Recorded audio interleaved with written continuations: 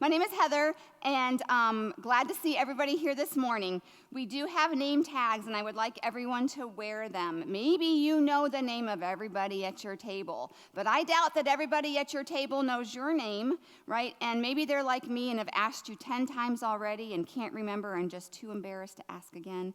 So if we wear our name tags, that just helps us get to know one another. And my encouragement to you today, if you're newer, wow, there's a lot of new names to know.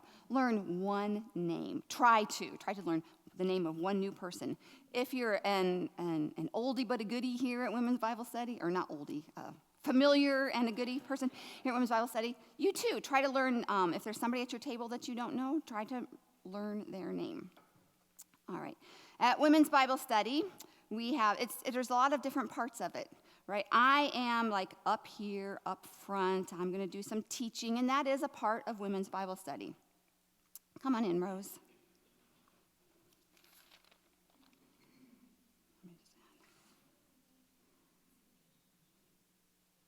Okay.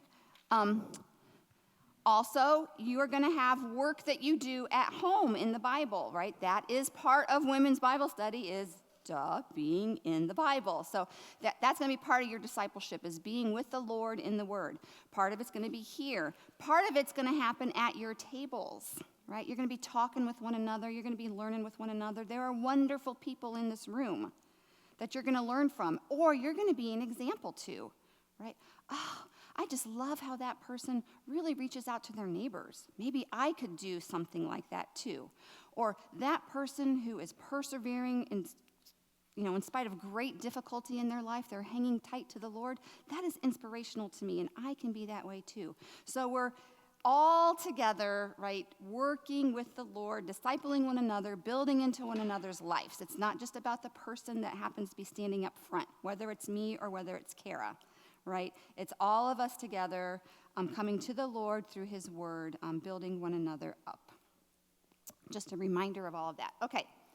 Some business that we always have to go through, and especially if you're new, right? Everyone should have a folder. Does everyone have a folder at their table? Your own folder? Okay. Excuse me. If you open it up, you have some paper there in the middle of it, all right? That is to write prayer requests on. I sometimes forget what people mentioned throughout the week. So if I open up my Bible study, there I have it. Oh, yeah, Heather, remember to pray for that person. So that's what that's for. On the right-hand side of your folder, you will have your study guide. Now, we used to call it homework, but there's a lady in the evening study that hates the word homework. So I'm trying to change to study guide. Okay, so... And that is broken up into 5 days, and that's what you're going to work on throughout the week, okay?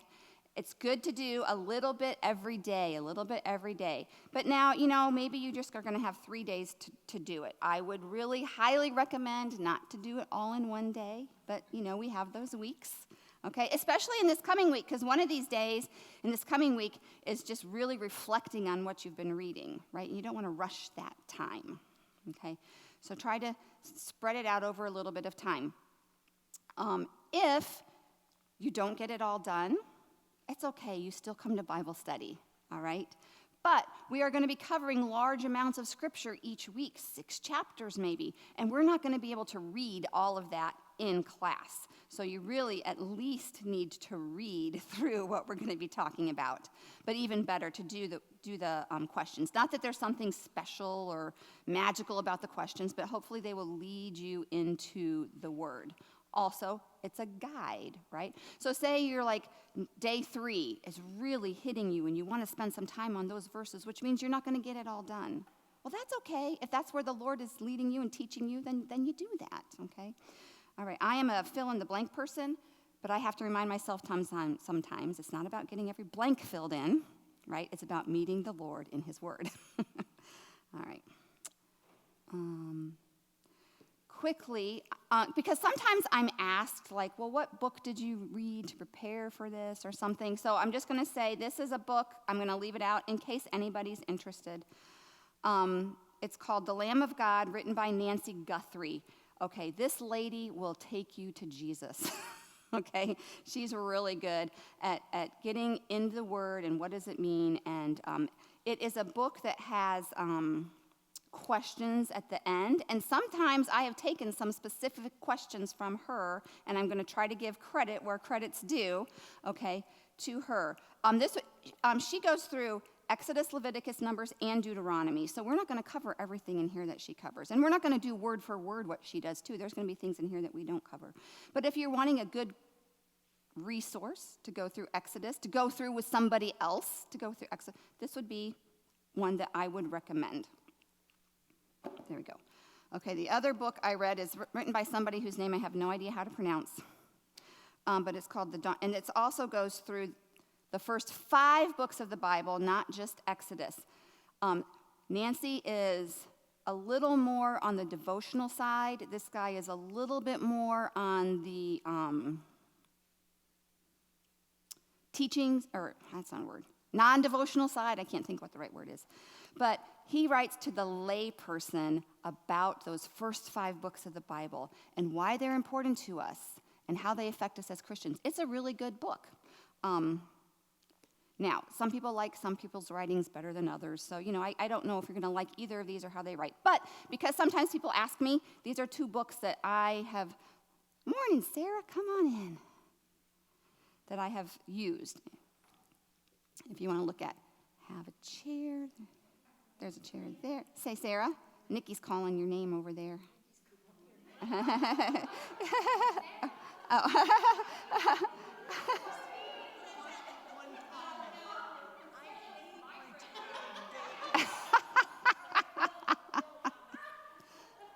She just rejected you.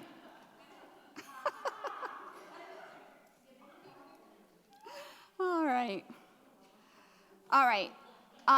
Another point of information is we do. Hi, Cheryl.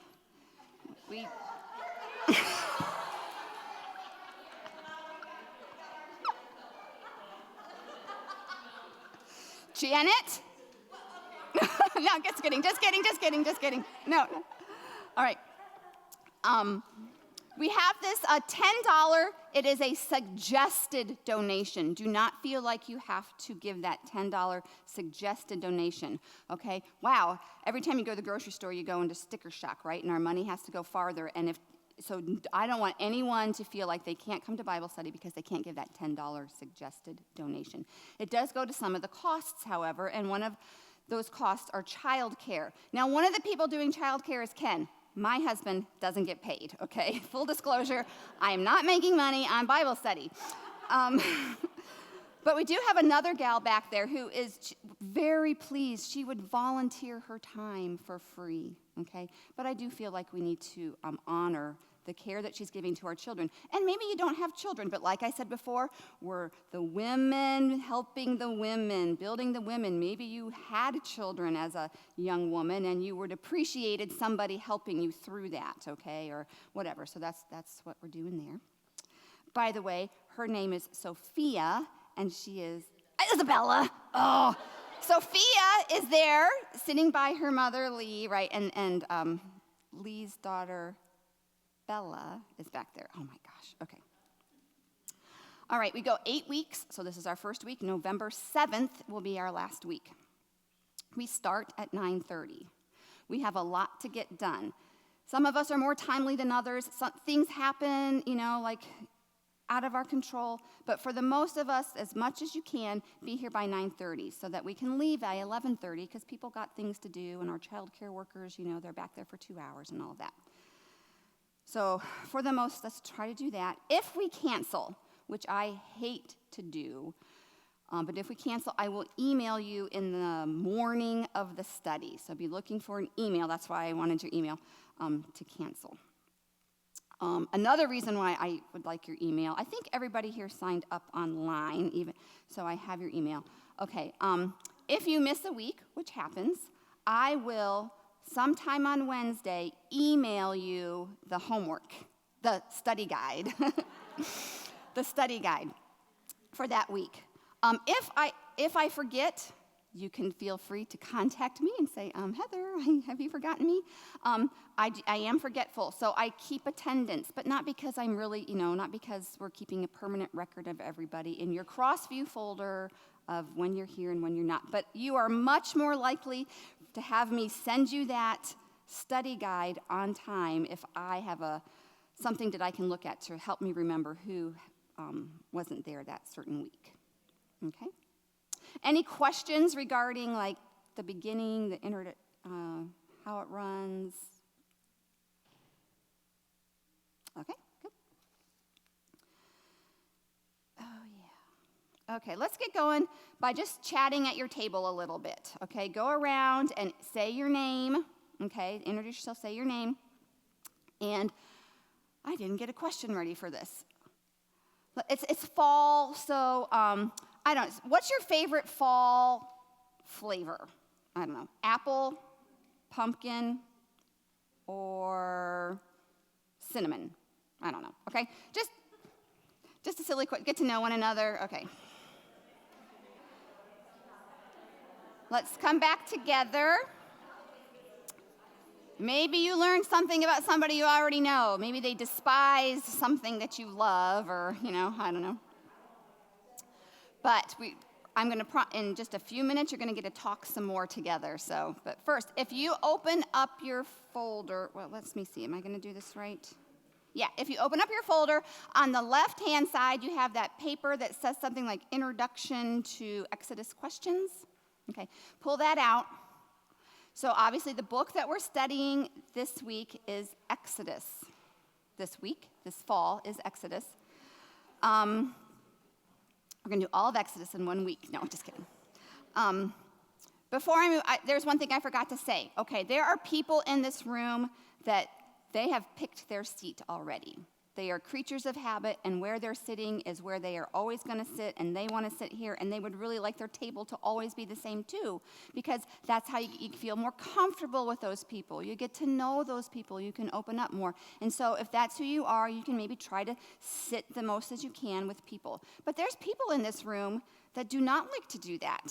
They love the people at their table, but they want to get to love the people at another table. And so they start to move around a little bit, and that breaks up the tables. Or maybe 3 people at your table are sick this week, and so we can press down a little bit. So just expectations, right? You can sit in your same seat as much as it's dependent on you, as much as you want to put your claim down. But be ready for some change as well as we go throughout our weeks. All right, Exodus. This is not a test of your spirituality, okay, or anything to make anybody feel embarrassed. Maybe you don't know the answers to any of these questions, and you know what? You are in the right place, because we're going to find the answers to these questions. But I would like you to go through at your table together. Maybe somebody at your table knows some of these answers, and we just want to get our mind moving in the direction that we're going to the direction that we are going to be moving in. So at your table, kind of quickly, or don't spend too much time on one, or you're not going to get them all done. But just go through, and what do you guys think? I'm going to come up with some answers for these questions. So talk at your table, answer together.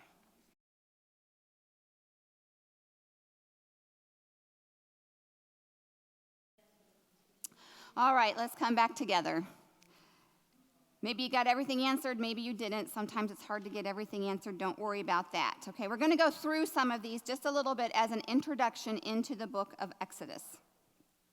All right, so we're going to go table by table to answer. So we're going to start over here with this table with Sue and Sarah there, or whoever wants to answer can. But you guys, this table here, question number 1, what's an event that comes to your mind when you think of the Exodus? The book, the Exodus. Yes? The Red Sea crossing. The crossing of the Red Sea. Right. Raise your hand if that was mentioned at your table. The crossing of the Red Sea. Okay, that's a big one that I thought we would hear. Absolutely. Okay, you did not raise your hand. Did you have something else? Leaving Egypt. Yes, the biggie, right? Leaving Egypt. Crossing the Red Sea. What about this table? Do we have a different? The burning bush. Moses meets the Lord in the burning bush. That's an exciting thing. Did you guys have All of those or something different to add? The 10 Commandments. We get the 10 Commandments. And what about this table? Do you have something different? 10 Commandments, right. So we have all kinds of things. Leaving Egypt. Nobody mentioned the plagues, right? We're going to have all these plagues. We're going to have the 10 Commandments. We have a lot going on in Exodus. It's a very exciting book, okay, full of action and joy and singing and despair and weeping. It's like, got it all in that book. So we are not going to cover everything in the book of Exodus in depth, or we would be here for a long time, okay?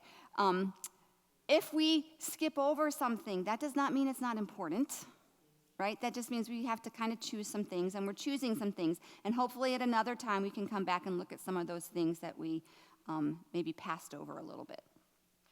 All right, question number 2. So we're going to start here with this table. I asked to put these things in order.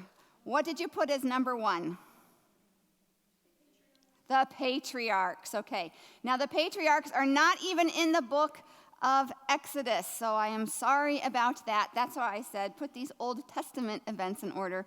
But we're going to come back and talk about those patriarchs in a minute because it's important to think about them. But these other things are things that we did mention that come in the book of Exodus, okay? So the patriarchs, so what's number 2?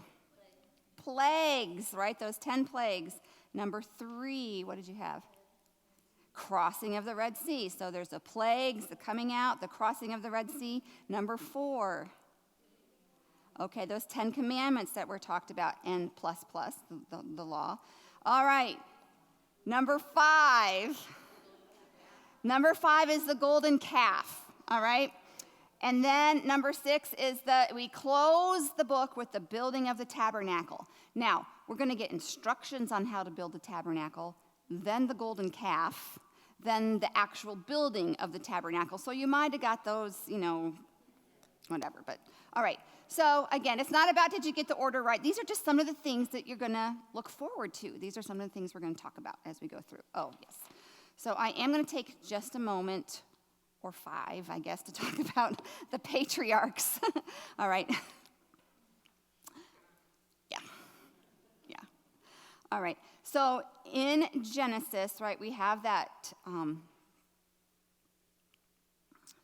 we have that promise that God gives at the fall in the garden, right, that there's going to be judgment on Satan, right, that God is going to raise up that one, right, that is going to crush Satan's head. That's the promise given in the garden. Then as we go throughout Genesis, we see that promise given again and expanded a little bit, given a little more detail as we go through. And so God comes to who we call the patriarchs. He comes to these men to reiterate that promise. He comes to Abraham first, Abraham's son Isaac, Isaac's son Jacob, and then the 12, okay? So we call them the patriarchs because the promise for the world that someone was going to come through a woman, right, was given again with some more detail to these men called the patriarchs. Starts in Genesis 12. The Lord comes to Abram at the time, his name is, or Abraham, we can call him, and says, if you leave and follow me, I will give you some land. I will make your descendants great, many in number. I will make you into a nation, right? And you, through your family, will bless all the nations of the world. Genesis 12. But we get that promise given again with some more details in other chapters in Genesis as we go through. So let's turn to Genesis 15. I do want to look at Genesis 15. Genesis 15 is a wonderful chapter. I could spend a whole hour on Genesis 15, but we're not going to. So Abraham has received that promise, and then he's kind of doubting, is it really going to happen? And then the Lord comes to him here in Genesis 15, yes, trust me, it's really going to happen, okay? And then the Lord, finalize, that's not the right word, my brain is not working this morning, ratify, but that's not the right word, they make a covenant, okay, they make a covenant. All right, but before we get to that, we have verse 7. Start in verse 7, this is God talking to Abraham.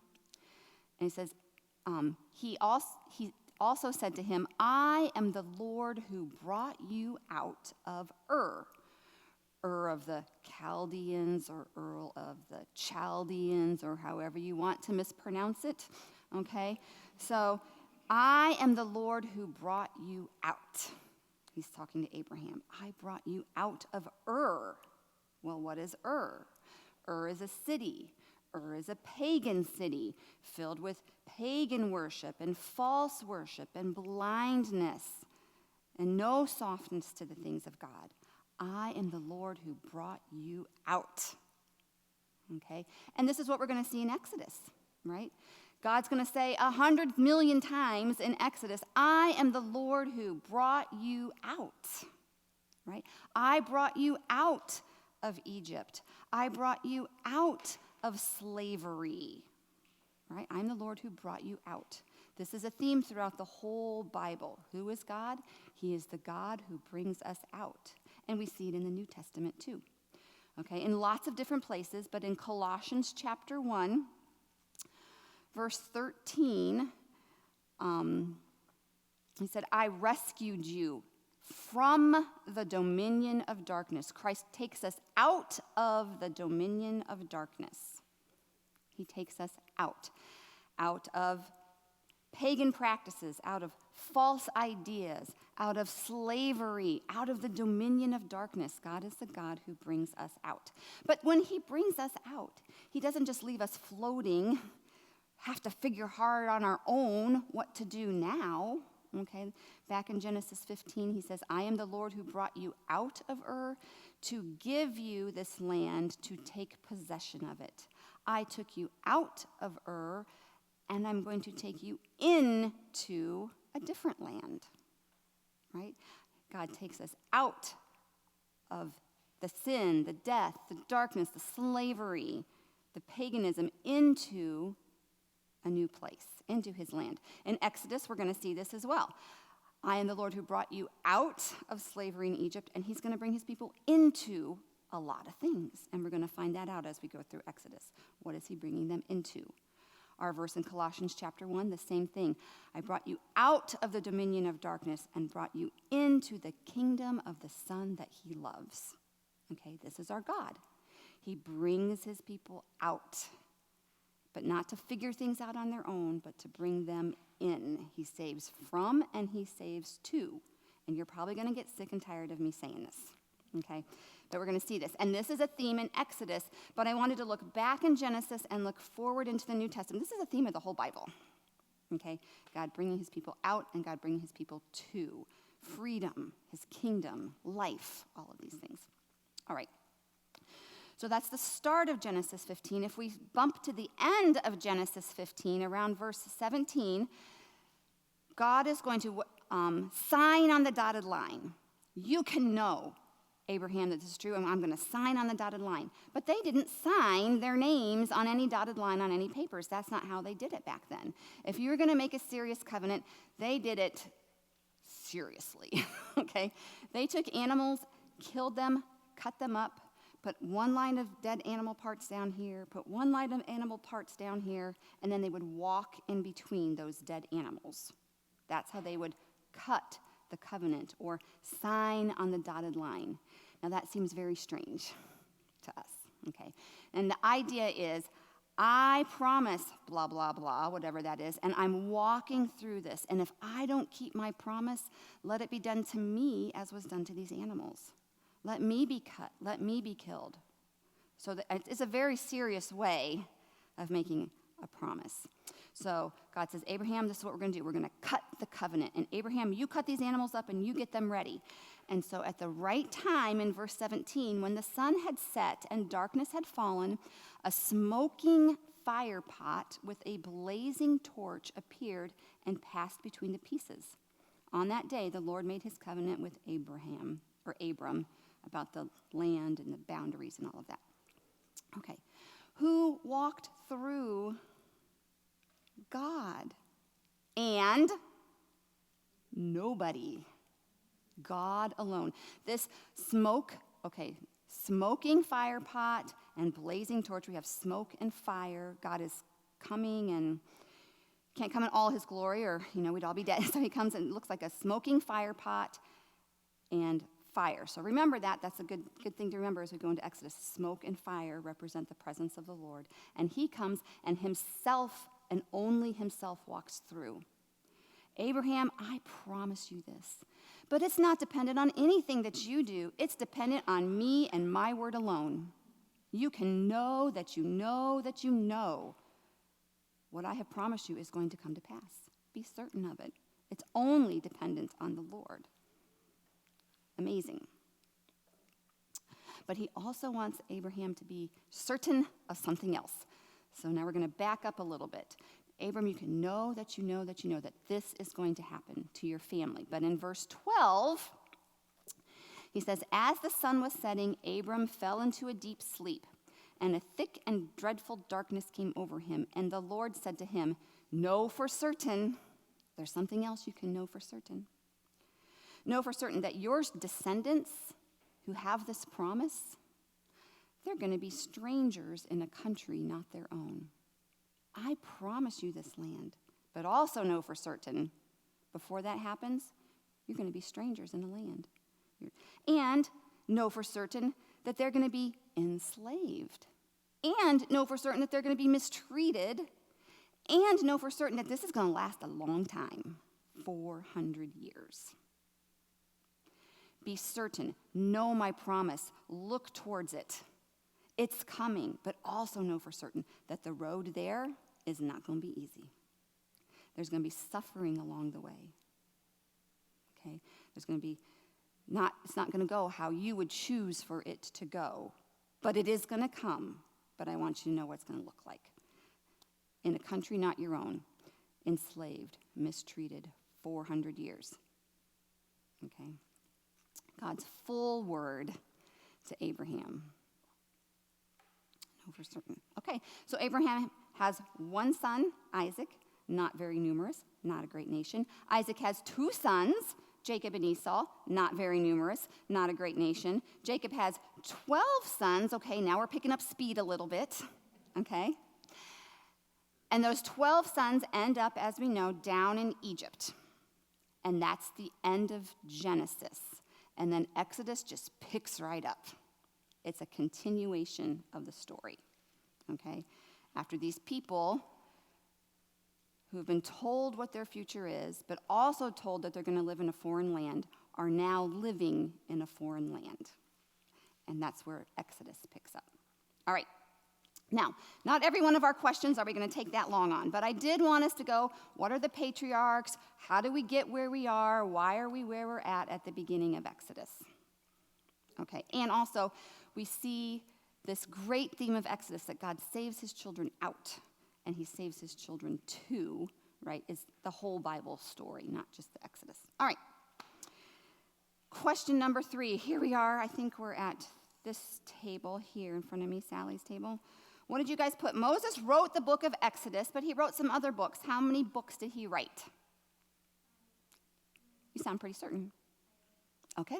Well, that's good. It's good to be certain. He also wrote a psalm, okay, but that's not a whole Bible, okay, book. So he wrote a psalm, Psalm 90, but he wrote 5 books, Genesis, Exodus, Leviticus, Numbers, and Deuteronomy, those first 5 books of the Bible he wrote. And those can all be put together. Sometimes it's called the Book of Moses, all of those all together.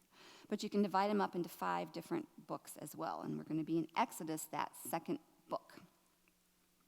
All right, table over here, Sarah Garman's table. Okay, what does Exodus mean? Sarah, it's your table. What does Exodus mean? A, B, C, or D? B, okay, I thought I heard D. I was like, well, it is exciting. It is an exciting book. It is an exciting book, but yes, it means to exit is a way to think of it, right? It really means like to come out, or the way out, or something like that, the grand coming out. The book of Exodus, well, in the Old Testament, we have a lot of pictures of redemption throughout the Old Testament, but the book of Exodus is the grand example of redemption. It's the second book of the Bible, but it's the first place where the word redemption is used, okay? And And when other writers throughout the Bible, even into the New Testament, look back to talk about the great works of God, almost always the Exodus is included in that list, okay? It is the grand story of God's redemptive act that really happened in history, recorded in the Old Testament. Now, a year ago this time, we were studying the book of Luke, and we were in Luke chapter 9, which was the transfiguration of Jesus. And if you remember, Jesus, he's up on the mountain, and a few of his disciples are there, and he starts to change, and like his glory is, I don't know exactly how to describe it, maybe like his glory is coming out. And then Moses and Elijah appear with him on that mountain, and what are they talking about? They're talking about Jesus' departure, is how my NIV translates it, and we talked about Jesus' departure. But that word is the word Exodus, right? It is the actual word Exodus. So Moses is talking with Jesus about Jesus' Exodus, okay? So while the Exodus that we're going to talk about is a real, in history, with real people, actually happened, and if you were in slavery, boy, would you be rejoicing. It's a cause for rejoicing in God's goodness and his acts. It is also looking towards, foreshadowing the coming of that one who is going to bring the better Exodus, the greater Exodus, even greater than walking through the Red Sea, right, is Christ on the cross, dying for the sins of man. So it is both an actual event and a picture. And we learn Jesus himself is talking with Moses about his Exodus, what he is going to bring, okay? So, Exodus, wonderful. Okay, over here, this table. How old was Moses when he died? Now, he dies at the end of these 5 books, and we might not get to his death, but how old was he when he died? What do you think? 120. Are you sure? Yes, you should be sure. He died at the age of 120, and you can divide his life up into 3 sections of 40, okay? His first 40-ish years were in Egypt, right? And those are pretty good years for him, okay? He was in Egypt. The next 40 years, he's kind of in the wilderness and a shepherd, and he's doing that for 40 years. And then his last 40 years is when God calls him to go back to Egypt and all of the things that follow from that, okay? D.L. Moody has a quote. I didn't write it down exactly, but it goes kind of like this. Moses spent the first 40 years of his life thinking that he was somebody. He's in the palace, right? And he spent the next 40 years learning he was a nobody. And then he spent the last 40 years of his life learning the power of God that works through a nobody. Isn't that a good? I like that quote. All right. Let's turn to John, or I need to turn to John at least. All right, John 5, verses, is that where we started? No, John 9. Thank you. John 9, verses 28 through 29. I just wanted us to read these verses just to get a feel for, it shows us a little bit of how those New Testament Jews viewed Moses. Okay? This is open to anyone. How'd you guys answer this question? How do New Testament Jews view Moses?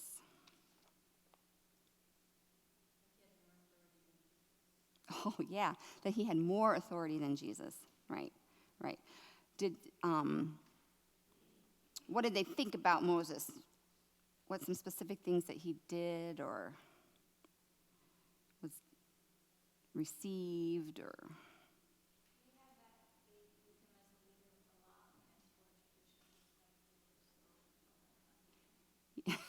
Yeah, he gave them the law, right? Which would, he's the man.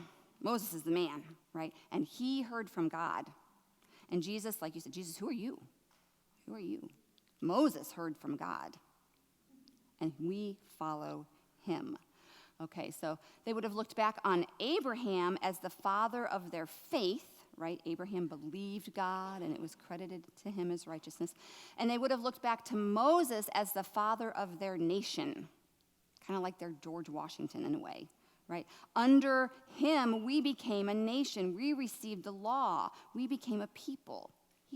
And he heard from God. He's the guy. He's the guy. All right. John 5, and again, it's not just crystal clear. We need to make a little inferences here, perhaps. But how does Jesus view Moses? Does Jesus look down on Moses? No, he does not look down on Moses.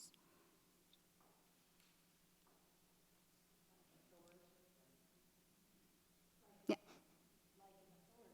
Yes, he is an authority. You're right. He did hear the words of God. You're right. He is an authority. But like Lydia said, you're wrong because he is an authority. He did hear from the Lord, but he is not the point. He is the pointer, and he points, Jesus says, to Jesus. Jesus says he's pointing to me, right? So Jesus did honor Moses. He did think of him as a great person who did hear from the Lord, and the Lord did use mightily, but in a way that also points us to Jesus. Jesus, in another place, I don't think he says, maybe he does say here. If you don't listen to Moses, you're not going to listen to me, because Moses spoke about me. All right, last question. Other than Moses, what are some other characters that we're going to find as we read through Exodus? We're going to come back to your table. Do you guys have somebody? Joshua. Joshua is a very important person. But he's going to, after Moses leads the people out of Egypt, he's going to die, and then Joseph is going to take the people into the land. So he is a very important person that comes after Moses. So we're not going to read about him in Exodus, but he is a great person. All right. Anybody got another answer? Aaron. Moses has a brother named Aaron, so we're going to read about his brother, Aaron. He has a sister, Miriam. Okay, so we're going to read about Moses' brother, Moses' sister. Got anything to add to that list or not? Pharaoh. I thought you were saying, okay. My hearing is not good. Okay, Pharaoh, for sure, right? Moses and Pharaoh are going to be against one another. And the Israelites, a whole group of people, the Israelites, right? So these are all people that we're going to see. We're going to meet, Moses is going to get married. We're going to meet his wife. We're going to have magicians. We're going to see them and what they do in Pharaoh's court. There's all kinds of people that we're going to meet. But also, let's not forget, right, that the Bible is God's self-revelation of himself. And if God is revealing himself through his word, one person that we should be meeting is our triune God, okay? So we're going to be talking about Moses, and we're going to be talking about Pharaoh, but as they point us to the Lord, right? That's who we're going to see. Also, specifically, we should see Jesus. Jesus himself said, as Moses wrote, he wrote about me, right? At the end of Luke, if you remember back when we studied the end of Luke, chapter 24, he had been crucified and risen, and now he's talking to some of his disciples, and he's explaining the Bible to them. And it says, beginning with Moses and the prophets, okay, but beginning with Moses, he explained to them what was said in all the scriptures concerning himself. So in the writings of Moses, we should find our triune God. And specifically, we should find that second person of the Trinity, Jesus, as well. Okay, so studying these people, but not because they're an end in of themselves. They are examples for us in many ways that we should learn from them. But one of those ways that we should learn from them is how do their lives point to Jesus, his work, and what God brings us out of, and what he brings us into. All right? Exodus, that's what we have to look forward to. We're going to take a little break. Let's take a 5-minute break, because if we say 5 minutes, it'll go to, whatever. So 5-minute break, And then we'll come back and we'll jump into Exodus. All right, the Exodus, we're going to start on that left-hand side of your folder. Okay, first of all, on that left-hand side of your folder, you have a map. It's not the best map, but it is a map. Some of us have study Bibles that have a map in them. Some of us have study Bibles that do not have a map. Or if the map is in your study Bible, it is crisscrossed all back and forth, and it's very confusing. So I just like a simple map. So there's a simple map. If I say, look in your study guide, if I say, look on the map, blah, blah, blah, where's this? Okay, there's your map to look at it. It might be a little not to scale, or something might be off a little bit, okay? All right. You also have, I'm sorry, you didn't really need to get that out. I'm sorry if I made you get that out. But you also have on that left-hand side, yeah, we'll look at that on your left-hand side, you have a page called Exodus 1 and 2. I'm sorry, I'm scatterbrained. Exodus 1 and 2. What I want you to do is quietly, silently at your table, read through Exodus chapter 1. It's really not that long, okay? Read through Exodus chapter 1. Then we're going to go through these questions together, okay, just to get us going. Then what we really want to get to then is this sets us up for some questions in Exodus chapter 2, okay? So read through Exodus chapter 1 right now.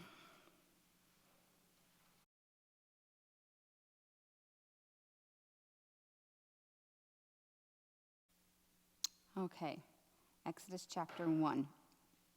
We're going to start with this table this time around. Question number 1. In verse 1, how big was, I said Abraham's family, or we could have said Jacob's family, probably would have been better. But how big was this family when they traveled down to Egypt?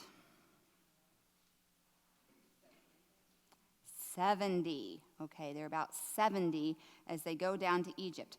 Now, I'm going to give you a little bit of time according to verses 7, 9, 12, and 20. So take a moment to look at 7, 9, 12, and 20. They're in a land that's not their own, just like God said was going to happen back in Genesis 15. But he is still keeping his promise to Abraham. How is he keeping his promise to Abraham?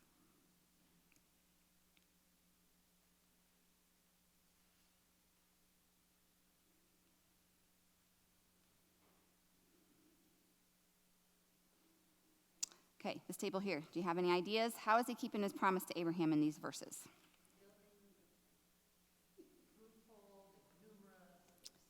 Yeah, they're fruitful. They're multiplying, right? God told him, you're going to have as many descendants as there are stars in the sky. Well, there are only 70 people, but now they're multiplying. Okay, it's been slow going for a while. They're busting out at the seams, okay? They are exceedingly numerous. They're multiplying. Even in difficult situations, they are multiplying. Even in difficult situations, God is keeping his promise. Okay. All right. Verses 8 through 10. I'm going to ask this middle table here. Read over verses 8 through 10. And what is Pharaoh concerned about? What does he become concerned about?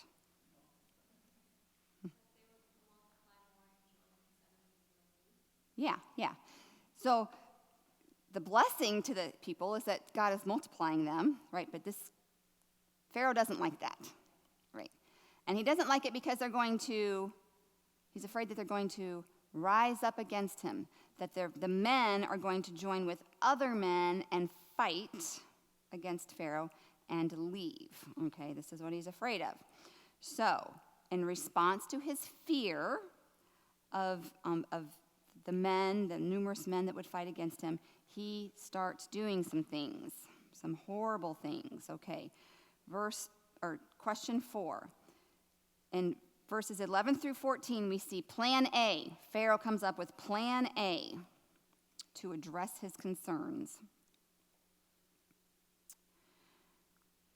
So in 11 through 14, from this table, what is his plan? What does he start with plan A?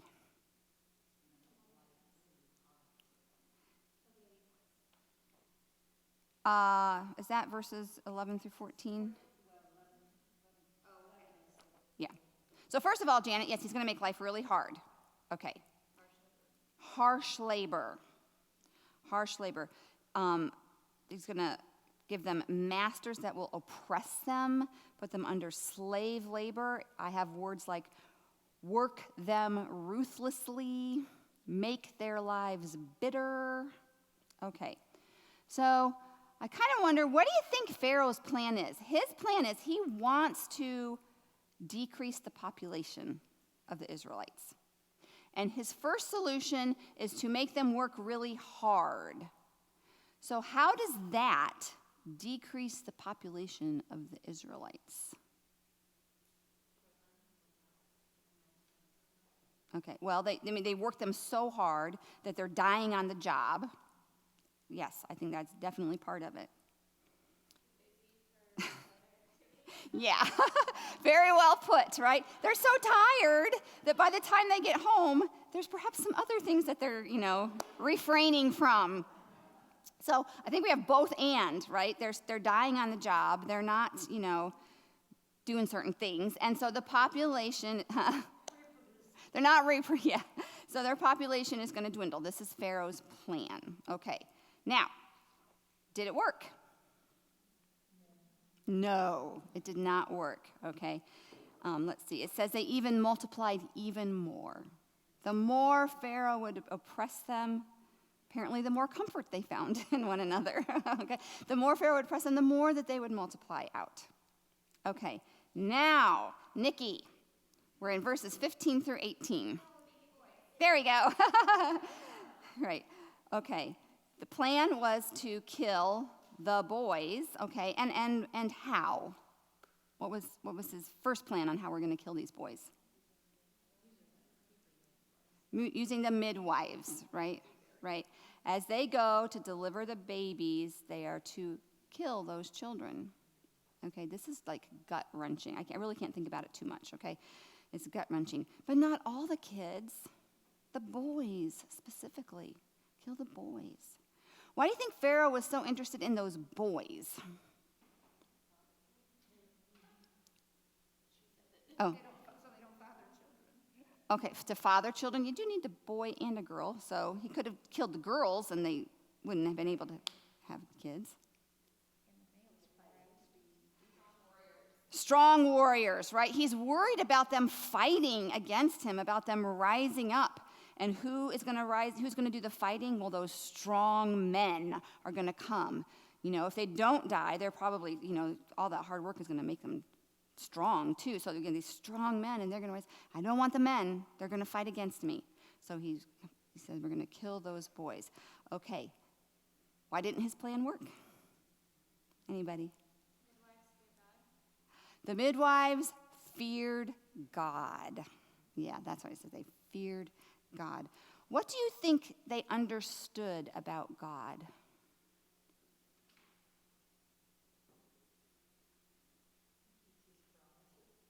He keeps his promises. He has promised multiplication, boys or children, right? He keeps his promises.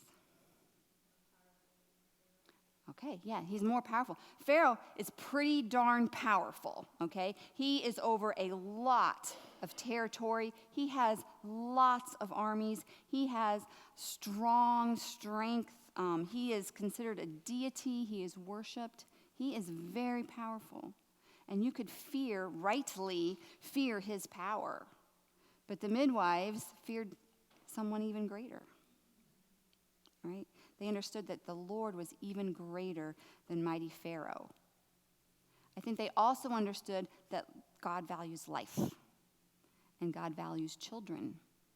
And because this is what this even mightier than Pharaoh God honors,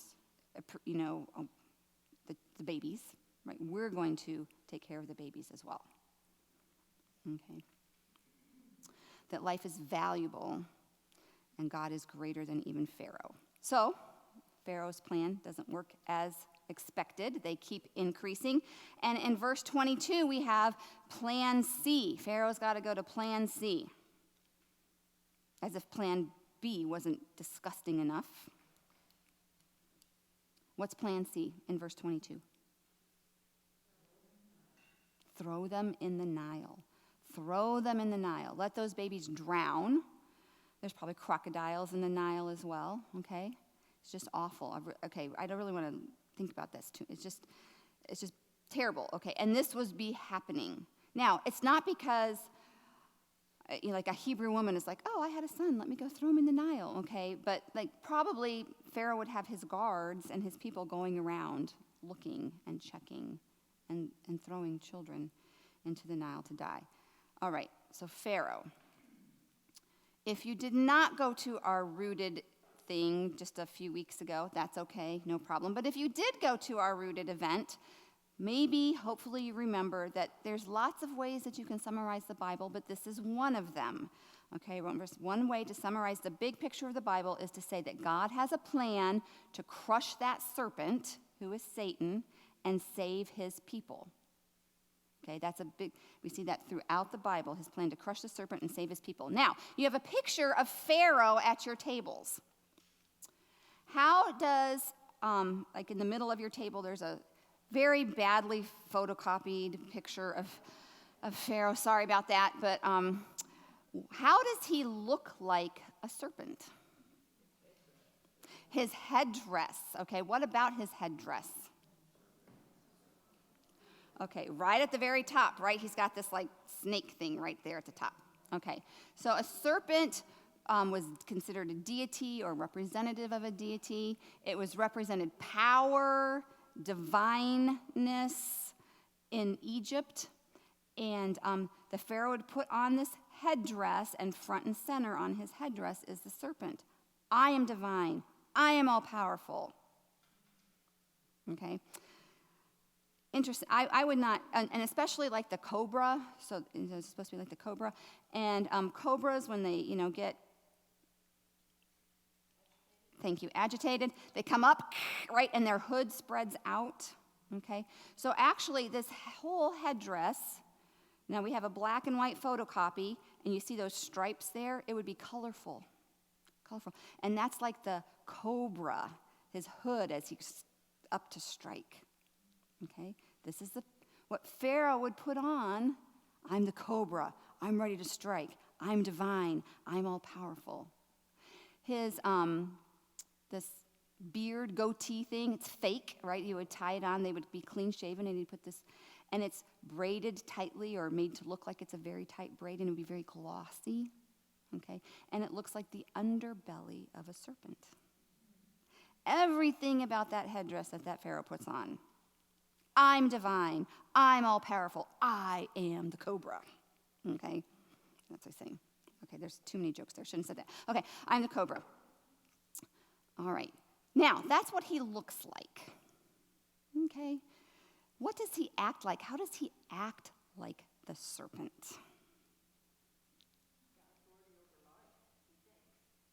He thinks he's full of power, yeah, and he has power. He's arrogant, proud, evil. Yeah, he wants to strike. He wants to strike and kill. And he wants to strike and kill the people of God. God has promised from this family is going to come that one to save the world. And Pharaoh is intent on killing that family from who the one is to come. A baby boy is to be born, and he's going about trying to kill all those boys. He's acting very much like that ancient serpent of old, that Satan in the garden, okay? He looks like the serpent. He acts like the serpent. Okay, so, and then again, I kind of said it already, but thinking this way. Now, not every story in the Bible goes back to this serpent theme, okay? But this one certainly does. He looks like the serpent. And while it is an actual man performing the duties of the Pharaoh, and actual Hebrew babies really being killed, all right, it also is like a picture or behind the scenes what is going on. Satan is influencing someone to act like himself, to destroy that seed of a woman that is to come. That's what's going on. Yes, Sue. I just wonder how much of the story he knew. Do you really know it? Like, Satan knows the Bible. Yeah. Satan knows all that plan. Does Pharaoh know it? Is that your question? Yeah. Is Pharaoh aware? I doubt that Pharaoh is aware. Okay, this is pure speculation. This is me off the top. I doubt that Pharaoh is aware that, oh, well, there is an ancient serpent, the devil, that is going against the things of God, and I am going to be on his side. I don't think he's thinking that way, but I do think that's what's happening. Even though he's not aware, that is what Satan is doing, even though that would... Right. He uses a lot of people that aren't aware of what is... we got two sides, right? You got the side of Satan or you got the side of the Lord. And...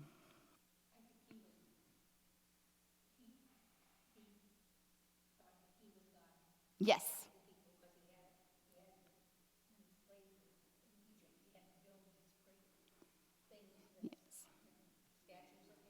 Right.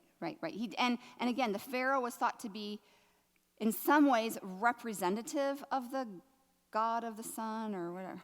Okay, but also in and of himself, he was divine, and his son was divine. Okay, so yes, he did think he was God himself and using his power in evil ways. So as if killing boys isn't evil enough. That in and of itself is grotesque and wrong. But it's like the serpent is raising up in the Pharaoh to kill the one to come. Okay. Thankfully that didn't work because we have a Savior. Okay. All right. So that's setting the scene. Let's read. I'm going to read chapter 2, verses 1 through 10. And then I'm going to give you about 10 minutes to work through those questions on the back side of this page. Okay? All right. Chapter 2, verses 1 through 10. Now, a man of the house of Levi married a Levite woman, and she became pregnant and gave birth to a son. Oops, very dangerous, right? Gave birth to a son.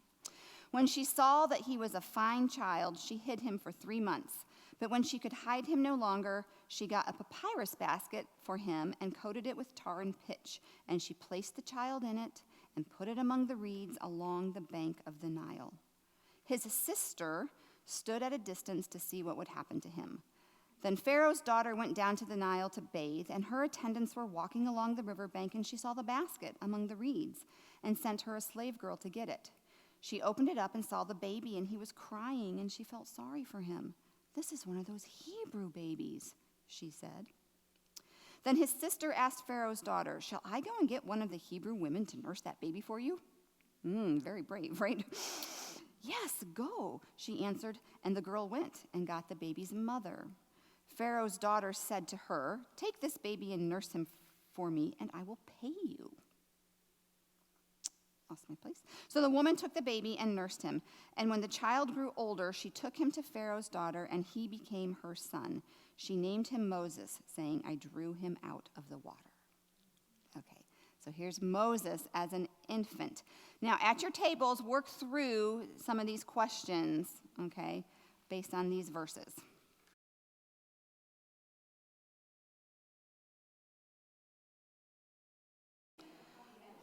All right, now I highly doubt that anybody is done with their paper, but we're going to come back together. I think you got the last questions we're going to do together. All right. What tribe is Moses from? Shout it out. Levi. Okay, important fact to store away. All right, what is one word, I want to hear from each table, what's one word that you would use to describe Moses' mother? What would you? Trusting. Okay. Fearless, brave, faithful, compassionate, obedient. Okay, yeah, brave. I mean, how brave. In that Pharaoh wants all those boys murdered, and she protects hers, and just courage, bravery, determination, all of these things that you said. And someone said faithful as well. I had you look up in Hebrews 11:23, which talks about her. And what word does Hebrews 11:23 call her? Describe her. Full of faith? Yeah, faithful. She was faithful.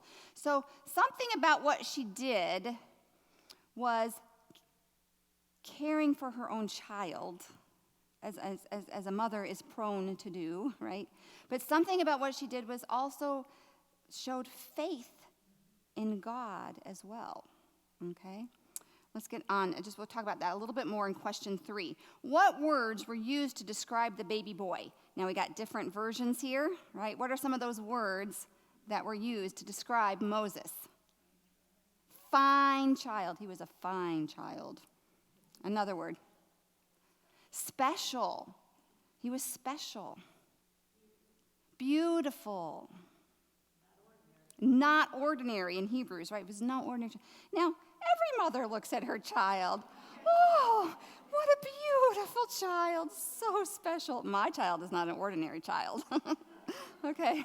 So in some respects, of course she's looking at him like that. It's her son, right? But that God calls her faithful just makes us wonder, did she see something else? I don't know. I don't know the answer to that question. But she's like, this is not ordinary. And, she knows that promise of Abraham, that God's going to raise up someone. Did she say, I wonder if this is the one? I don't know. I don't want to go beyond Scripture, but in some ways she's just reacting like any other mother. But in some ways it seems like she's thinking beyond that as well. Okay. Moses' mom. And she places Moses in something. Okay, some different versions of the Bible. What is that called in some of your versions? What she places baby Moses in? Okay, we'll come back to that. What did you say? A basket. Papyrus reeds. A basket made out of papyrus reeds. Bulrushes. Okay, a basket. Does your version actually use the word ark? Oh, okay, because then I asked you to look at the notes, didn't I? Yeah, okay. All right. So this word is probably a basket made out of reeds that would grow in the Nile, papyrus or bulrushes or whatever you want to call them. But if you were, now I am no Hebrew scholar, okay, so don't be thinking that. But if you read this in Hebrew, it is the word teva, like those teva sandals. I don't know how you would really pronounce it, but T-E-V-A. Okay. The only other time, as you can learn in your Bible study notes, if you will, is that it is used is when it talks about the ark that Noah built. So if you are reading this in the Bible, reading through the Bible in Hebrew, Noah, and the ark. Wow. Moses is put in an ark. He's put in an ark? Huh. Well, how does that look back to Noah? How does that look back? Noah was saved through the waters on that ark. So we're supposed to feel the anticipation. Is this baby going to be saved through the waters? What does it have to do with the mother's faith? That she's going to place her baby in an ark like Noah was placed in an ark. In the story of Noah, we have salvation and we have judgment. If this baby is saved through the waters, what is God doing? Is he going to bring salvation? Is he going to bring judgment? If you're reading this in Hebrew, which of course none of us do, but that your mind should be making all kinds of connections like that. What? This is no ordinary child. He's in an ark. Themes of judgment, salvation, hope should spring as we read through that basket. All right. We have some surprising twists, right? Miriam, that brave little girl, stands up. Says, the Pharaoh's daughter looks at the child and has compassion, right? She should not have compassion, right? The Hebrews are the enemies. This child could rise up and destroy her father, but God gives her compassion. The child's mother gets paid to nurse that baby and take care of that baby. God's just doing all of this stuff, all of these surprising twists. All right, so Pharaoh is raised by his mother Moses is raised by his mother for a while, then taken to Pharaoh's palace, grows up becomes Egyptian, and he is schooled in the ways of Egypt, right? If you got that far. Question number 6, he is educated in the wisdom of Egypt. Now, I don't know how long, there's different ideas on how long he was with his mother. If I was his mother, even if he couldn't understand, boy, I'd be praying for that kid. I'd be telling that kid, even if he couldn't understand me, you belong to God, right? But then he went and he was raised in the wisdom of Egypt. It says he was powerful in speech and action. Another little thing to put away in your brain. All right, now, question number 6. What are some heroic figures, true heroes that we see in chapters 1 and chapters 2 that frustrate the plans of mighty Pharaoh? Who do we have? Those midwives. I don't know, Shipra and Pua, or however you're going to say, these 2 midwives. Who else?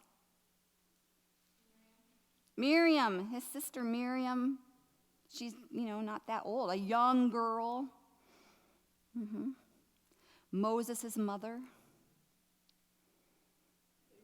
Pharaoh's daughter.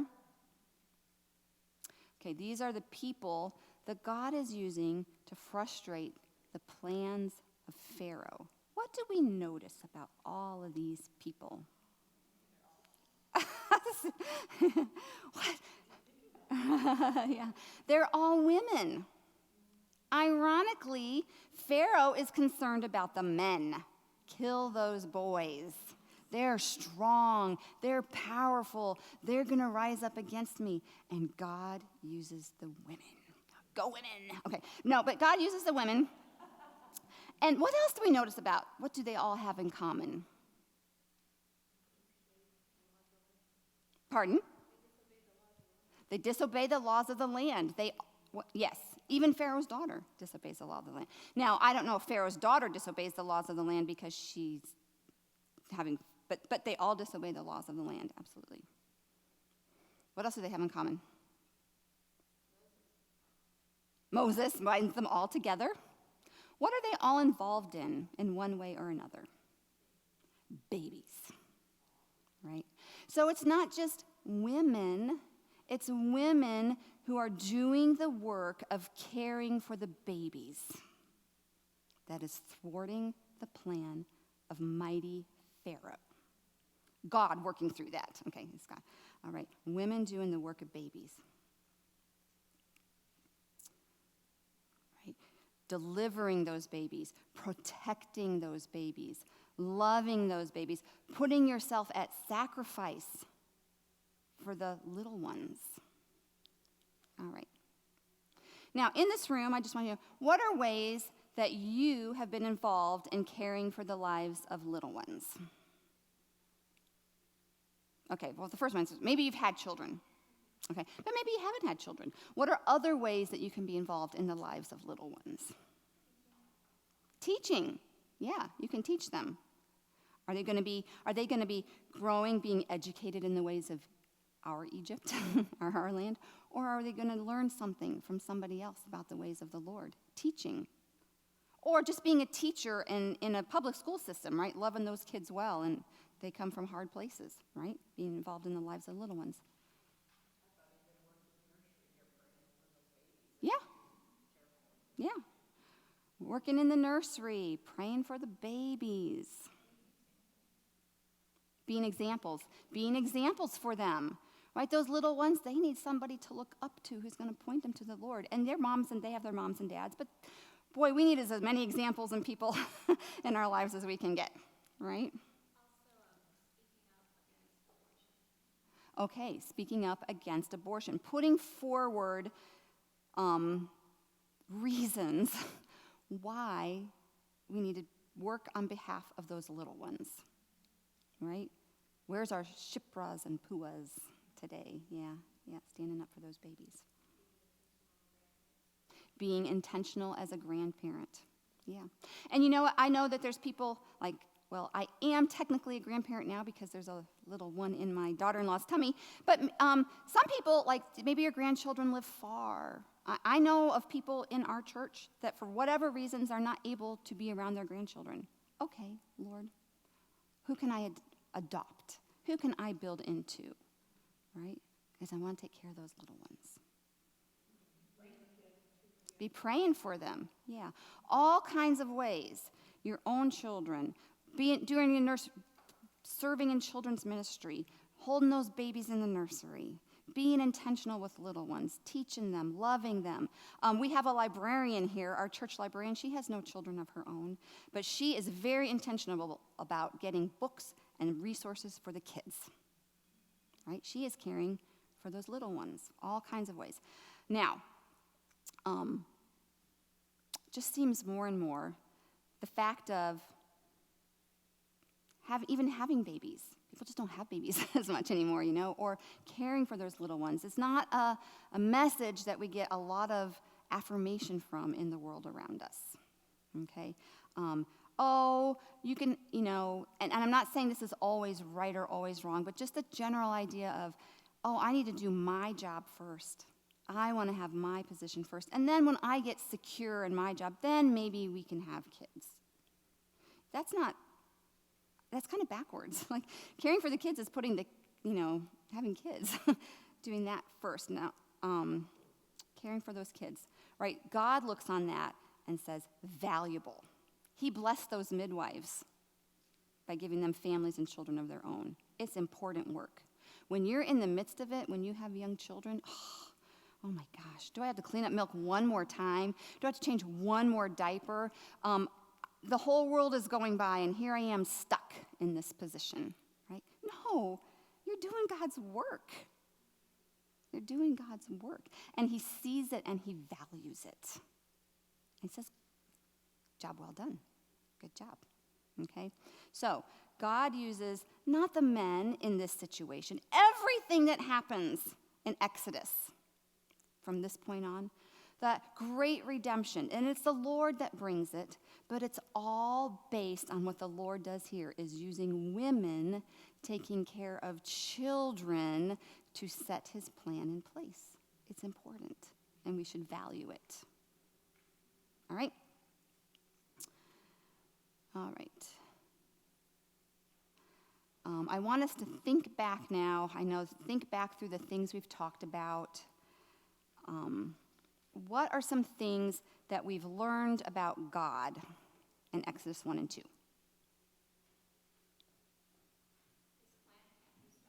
His plan can't be stopped.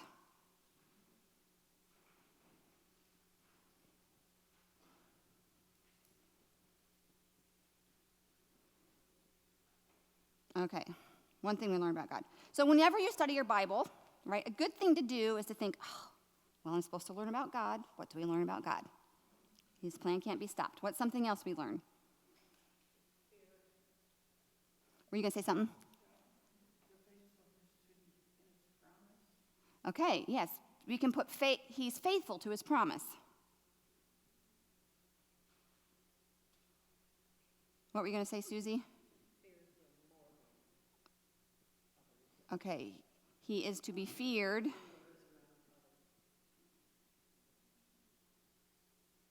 Greater than, that's my greater than, he's to be feared greater than all others, okay? Yep, what else do we learn? He provides. Someone else? He uses women in key ways. Yeah. He uses women. What else? I'm going to say he cares about babies. He loves the babies. Life. He loves life. Right? All right. He's the creator of life. Anything else?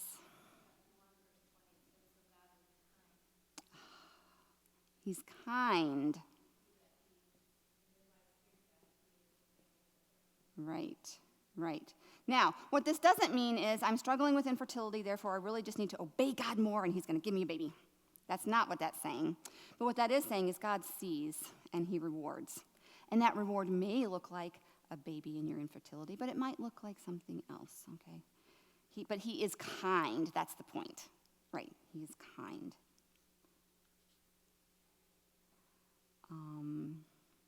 He values children. I'm going to say he blesses even in adversity, okay? These people are living horrible lives, and yet we see God being faithful and blessing in adversity.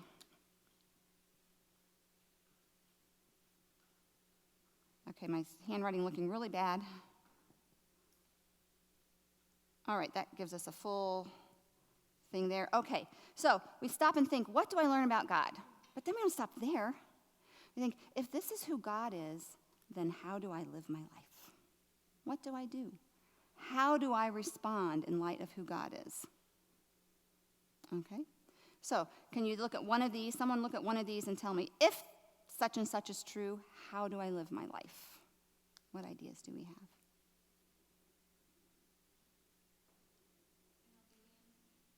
In obedience, okay? So if God is any of these, actually, right? But we'll say, if God's plan is not stopped, I better, well, let's say in obedience. We'll just put overall.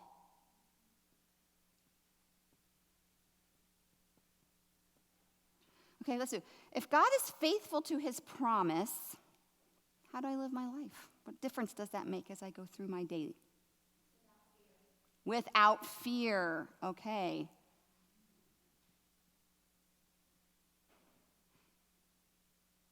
Right. Even in adversity, even when it looks bad, you can know that you know God himself, he's the only one that's walked through and cut that covenant, right? We can live without fear. Good. Or he is to be feared, so we can live without fear. It goes all, yeah. What else? Okay, if he provides, we can trust, right? Right, maybe we're feeling pretty needy in some way. Maybe it's for a physical thing. Maybe it's for an emotional thing. I'm just very needy, right? But God is kind, and he provides. And I don't know where else to go to get what I need, but I know I can go to the Lord because I have a kind God who provides, and I should trust him and go to him. Yes. You are valued. Yeah. Right? Live in his love. I'm going to say, that's not exactly what you said, Susie, but live in his love. No, hey, I'm a little bit of a mess. I'm pretty needy. I kind of failed yet again, but I am in Christ, and he loves me. So I'm not going to live like I'm the dust of the earth. God loves me, right? Study his word. Yep, to know him. What about the fact we talked about this, that he cares for the children. He values life. What are we doing in our lives today? I don't have little babies anymore, right? But is there something I'm doing? Oh, until my grandbaby's born. Okay. I do have babies. Okay, but last year I didn't have any babies in my life anymore. Am I still building into the children? How am I valuing kids with my life? Or how am I valuing life? Maybe it's on the other side of life as you age, as your parents age, right? How are we valuing life? Because God values life. How about I stopped complaining? Oh my gosh. I had to do this yesterday. What did you do today, honey? Well, I stopped 5 fights. That's all I got done today, What did you do today, honey? Well, I just made dinner for my mom. Again, I'm sorry, we're eating mac and cheese because I made dinner for my mom. We're valuing life and stop complaining about it. Oh my gosh, I'm talking to myself now. Okay.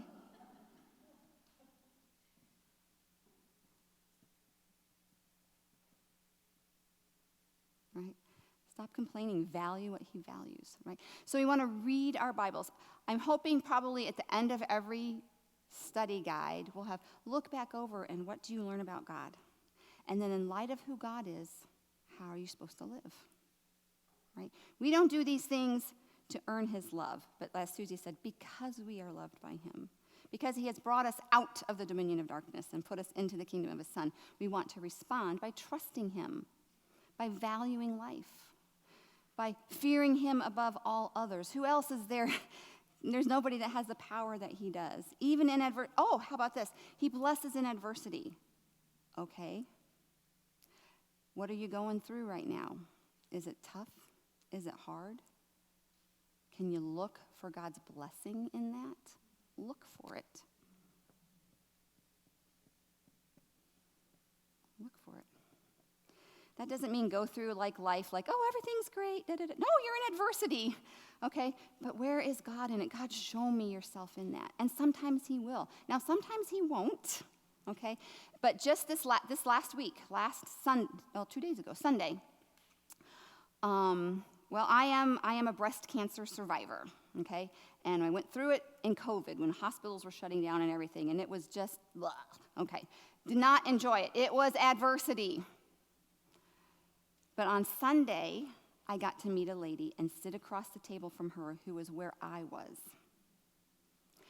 And she's shaking in her boots. And she doesn't know what to expect. And she doesn't know what's coming. And I could talk her through it. I could hear what she had to say and empathize because I've been there myself. I could, it was wonderful. I mean, it wasn't wonderful for her that she has cancer. But, yeah, I mean, that's I didn't have that blessing in the midst of it, right? But I have the blessing that God can use me. I showed her scripture. This is what I stood on. This is where maybe this is where you're going to stand on, but maybe he's going to show you something else, right? I could lead her to the word. I could lead her to the Lord in the midst of where she's at because I've been there, right? All right, that's the blessing, and I surely didn't feel that in 2020, right? So, look, God, what's the blessing in this? All right, Exodus. God leads his people out. He leads his people to. I knew we wouldn't have time to pray this morning, so that first week is always a big week of setting things up. I would like you, if you can stay for maybe even 5 minutes, just if you have to leave, feel free to leave, but stay, and what I would like you to do is just pray. If there's something that you hear, oh my gosh, I need to stop complaining about caring for life. You can pray for that. Or just thank the Lord that he is higher over everything, that he provides for his kindness, that he blesses in adversity. Just pray prayers of thanksgiving. Thank you, Lord, for who you are and who you are in my life. Okay? So take a few minutes to pray prayers of thanksgiving, and then